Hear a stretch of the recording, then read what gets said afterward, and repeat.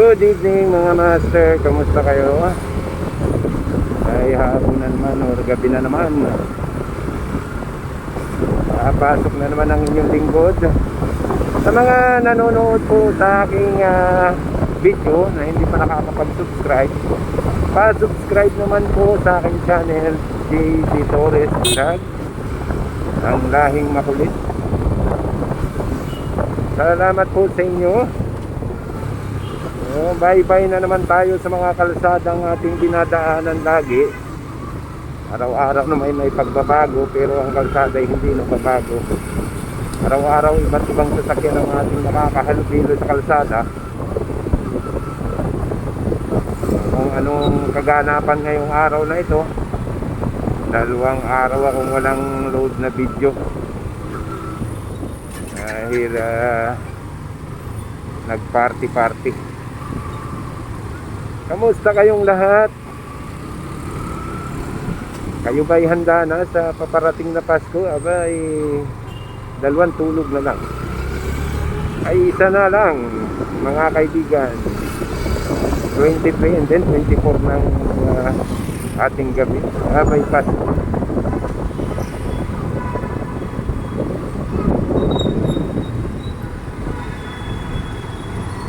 Ano man ang inyong nakalahanda sa inyong hapagkainan, may maging masaya ang ating Pasko.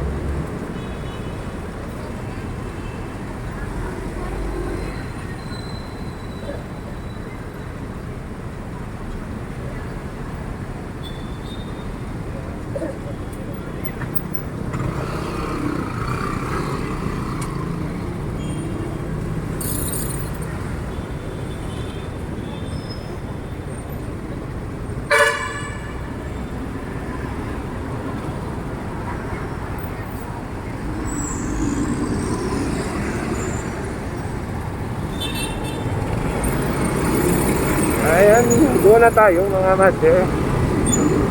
Medyo nagpapalinga-linga tayo at baka mamaya ay merong mga haplos ang aking cellphone. Medyo nag-iingat tayo mga master, kaya pasensya na kayo minsan yung malikot yung aking camera. Yun ang dahilan.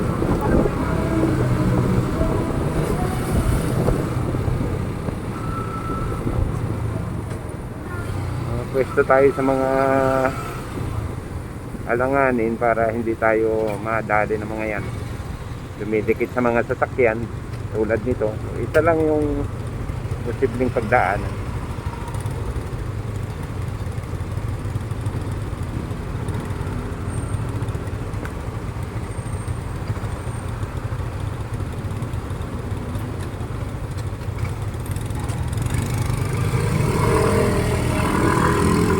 Sa mga angkat, mga naghahanap buhay nating mga kababayan, shout out sa inyo. Siguradong malakas ang kita nyo ngayon dahil marami yung nagbubook sa inyo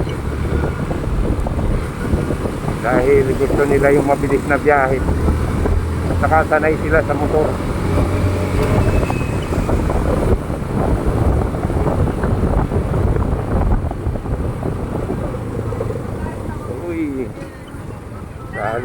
Sala ka kuya, huwag kang, pag nagmamaneho, huwag lingos-lingos. Kung napansin nyo yung nakabike, pumupunta siya sa gitna, kung matulin ang takbo ng nasa likuran mo at medyo ang dating ay alanganin, sabay bigla kang punta sa gitna, ay doon madadali. At sinasabing nadali ka sa iyong pagkakamali. Tuloy-tuloy lang ang takbo ko mga master. Wala pa tayong nakikitang mga di ka nais-nais na lansangan.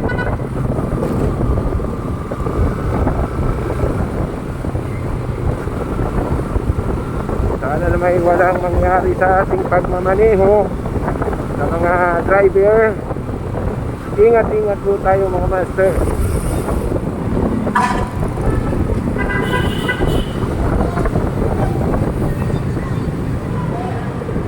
Ingatan natin ang paghawak ng manubela.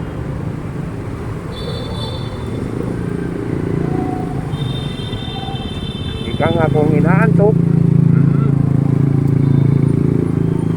bay magpahinga. Itong kay Kuyang motor, delikado ito, baka may ganang kanyang makina, tumatagos na yung langis sa kanyang tambutso. Hindi maintindihan kung palit, ano na to, palit black na o palit piston, yun lang yun. Medyo masama na yung usok eh.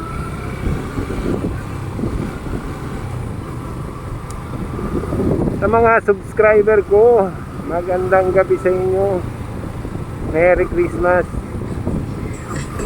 Magpalain kayo ng pong may kapal, mga master. Maraming salamat sa patuloy niyong panonood sa aking video. Ika nga kayo ang bumubuhay para ako'y magkaroon ng lakas ng loob na mag-upload ng mga ganitong content.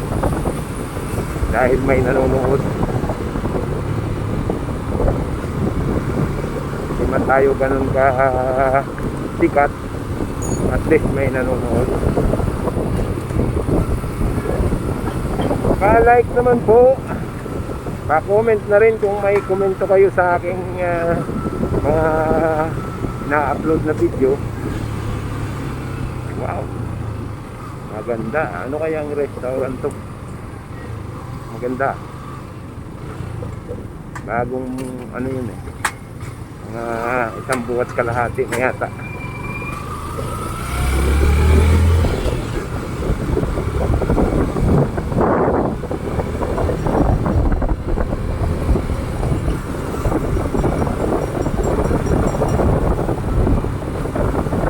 Eto na, nasa Makati na tayo mga master. Yan yung sinasabi ko.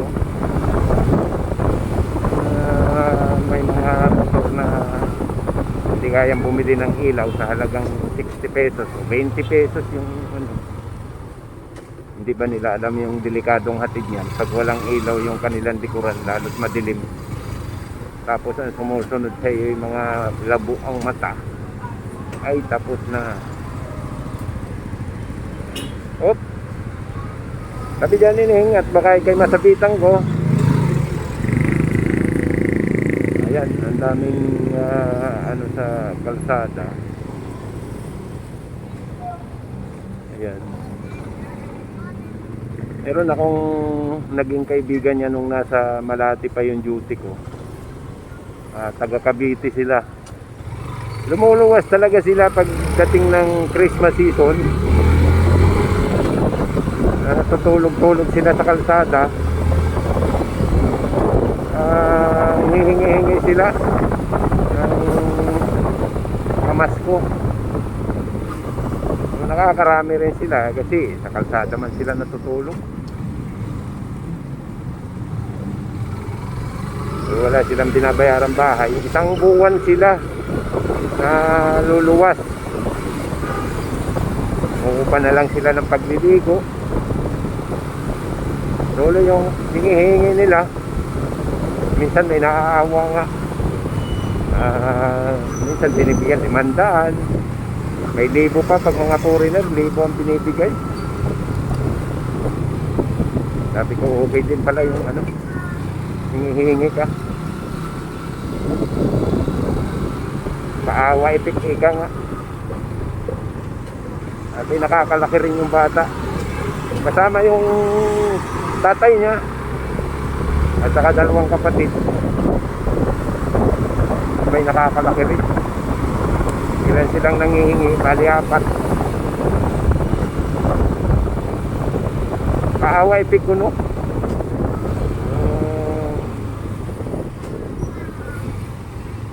Siyempre kung nasa probinsya ka naman, hindi ka naman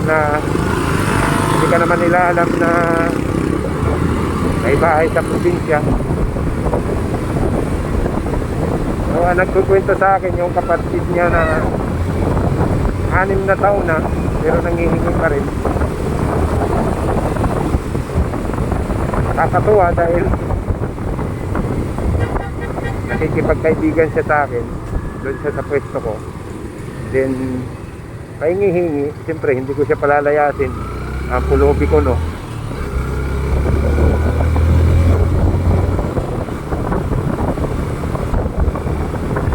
Nakakalaki rin sila. Pag nabigyan siya ng 100, takbo doon sa tatay niya, bigay. Sulit. 20-20, ipon muna niya, pinalalaki. Siguro, bago sila umuwi sa kanila, after, New Year. Okay, kung isang buwan ka, nanghihingi-hingi. Isang araw naman siguro,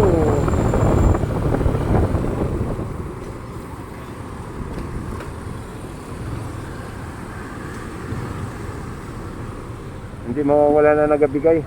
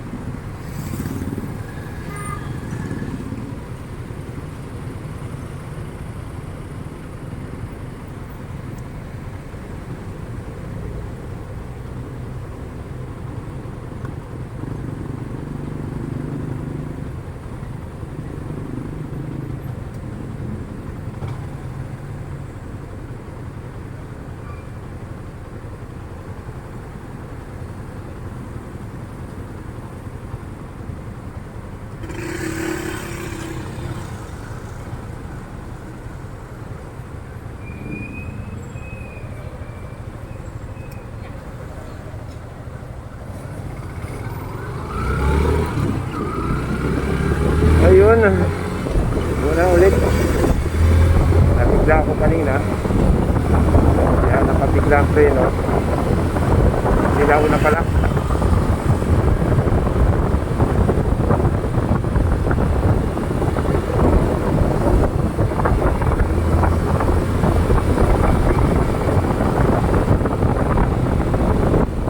So, dito na ako. Malapit na ako sa aking trabaho ulit. So mga master, nagpapasalamat po ako at lagi kayong nandyan, nanonood. Mabuhay po tayo at magandang gabi.